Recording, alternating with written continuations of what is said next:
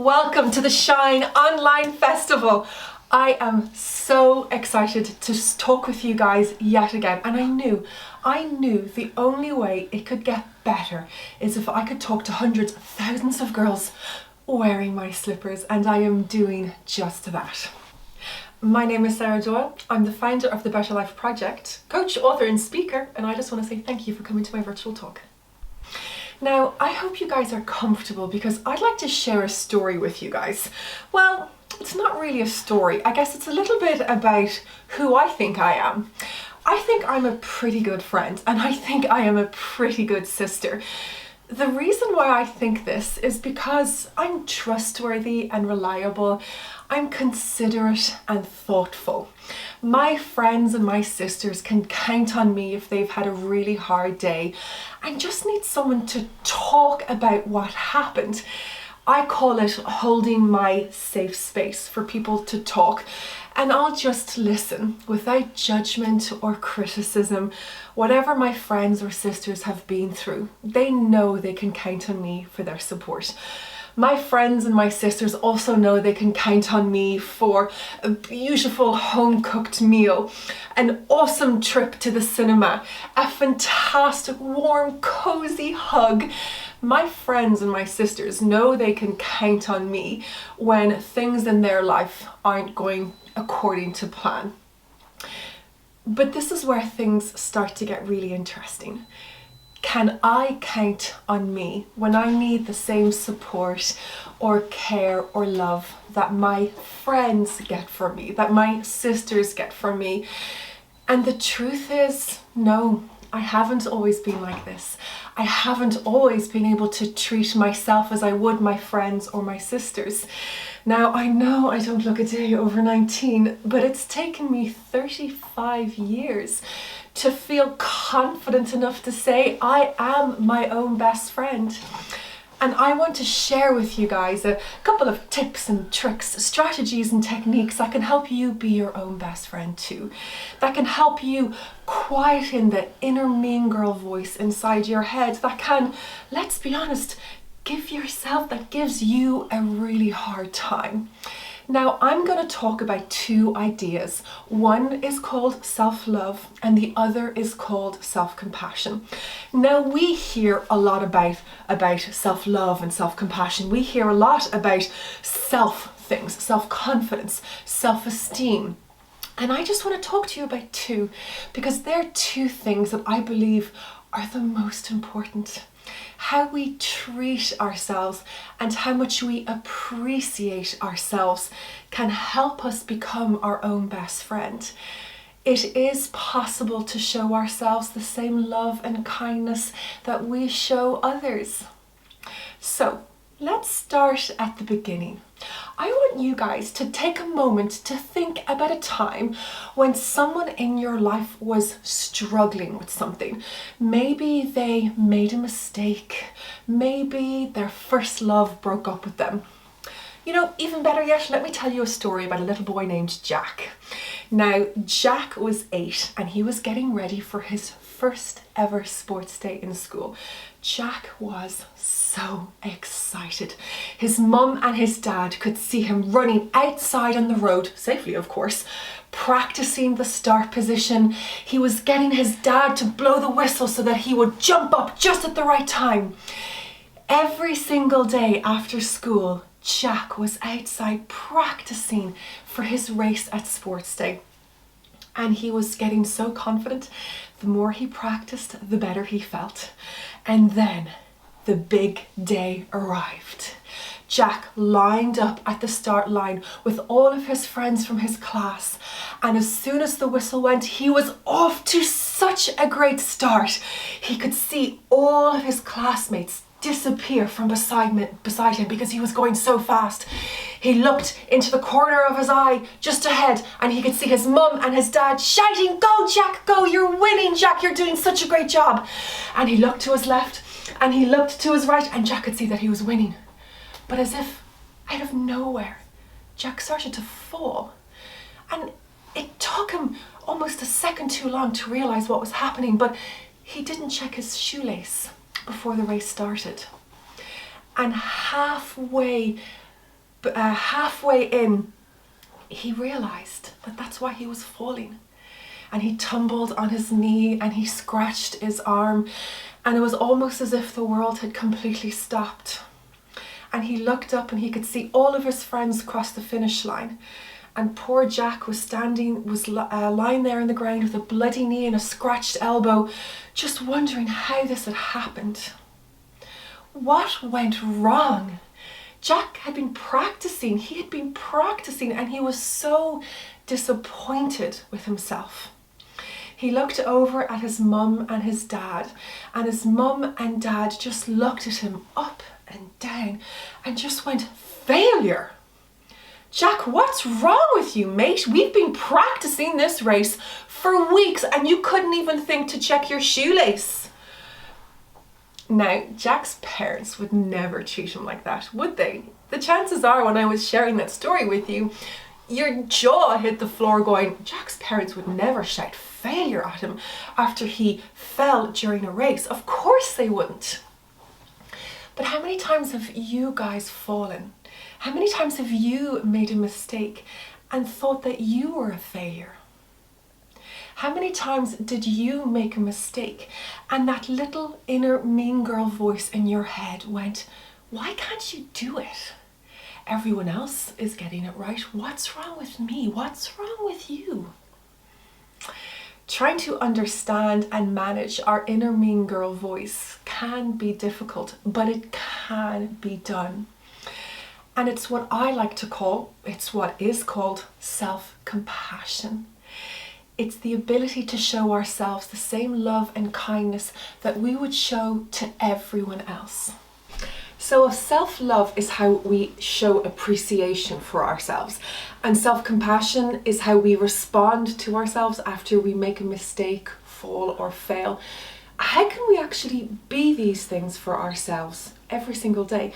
How can we show our mind and body more self-love? How can we show our mind and body more self-compassion? Well, here are a few examples. But first of all, I want you to ask yourself, how do you show your best friend love? How do you show your mom or your brothers and sisters love? If your best friend, mom, brothers or sisters made a mistake and fell and felt really embarrassed and badly about themselves, how would you support them? Because what you would do for others isn't really that different to what you would do for yourself. But let's go through some examples anyway.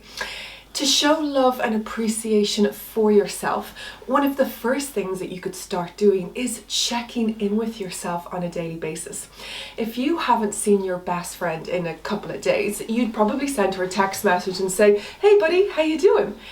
If you haven't checked in with your thoughts or feelings, why not send yourself a text message, send yourself an email? Lord knows I do all of the time. And just ask yourself, how are you doing? Now, of course, you don't need to send yourself a text or an email. You could just whip out your journal and start writing about how you feel. But checking in with, noticing your thoughts and your feelings is an incredible step that you can take to show your mind appreciation. Showing your body appreciation can be done by, again, writing about all these amazing things that your body is doing for you on a daily basis. Think about these incredible legs that take you from A to B. Think about those incredible legs that help you to dance and to play. Think about the incredible legs that help you to run playing your favorite sport. Think about your amazing ears that help you to listen to your most favorite artist, Britney Spears. Hello! Really showing my age there, folks, haven't I? Think about your incredible eyes that mean you can read every single line of Harry Potter. Think about those amazing taste buds that mean when you're sitting down with your family to watch your favorite movie and you're eating your most favorite chocolate bar, you can taste that. These things are incredible. Somewhere down the line, we thought that our body is only as valuable as how it looks.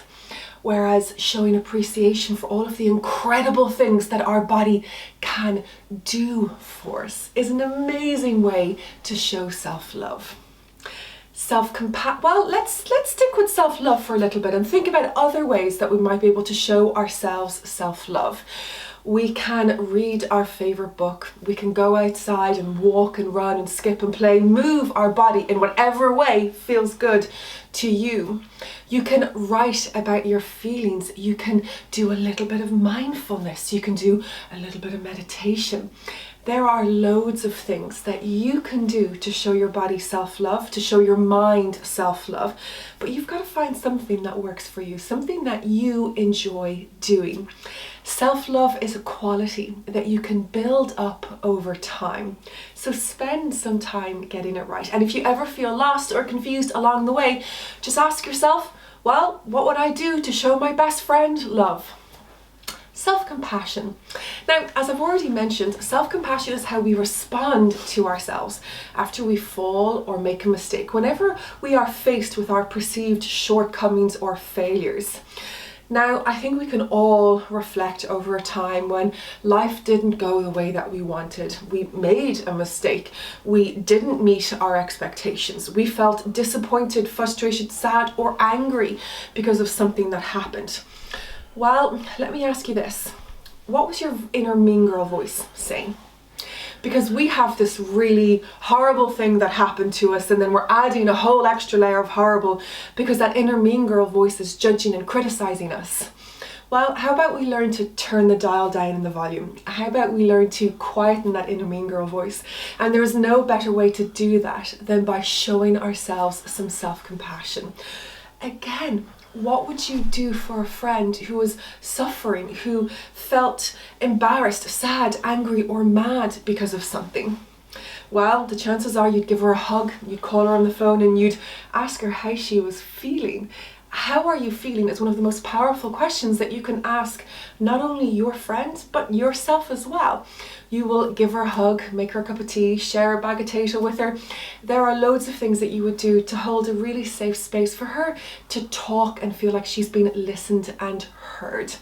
Those are some of the things that you can do for yourself as well. So remember, when it comes to self-love and self-compassion, these amazing qualities that you give to everyone else, you can give to yourself as well. Start by asking yourself, what would you do for your best friend? I'm going to let you guys in on a little secret. My golden rule for living is if I wouldn't say it to my best friend, then I'm not going to say it to myself. And yeah, I don't always get it right because life isn't perfect and things are going to happen outside of our control. But I can always aspire to my rule of living. I can always check in on myself and think, well, I wouldn't say that to my best friend, so why am I saying it to myself? I deserve the same love and kindness and support that I give everyone else. And like I told you guys at the beginning of my talk, I think I'm a pretty good friend. I think my friends would say that I'm a pretty good friend. So I have what it takes. And I know that you guys are good friends too. I know that you guys care. I know that you're supportive, and I know that you're trustworthy and loyal and reliable. But I also know that sometimes life can just feel hard. I know that sometimes that inner mean girl voice in our head can get so loud and fill us with so much doubt and insecurity we can't tell our elbow from our knees sometimes. But I would always ask you to come back to this rule of living and see if you can't adopt that for yourself as well. If you're not going to say it to your best friend, then don't say it to yourself.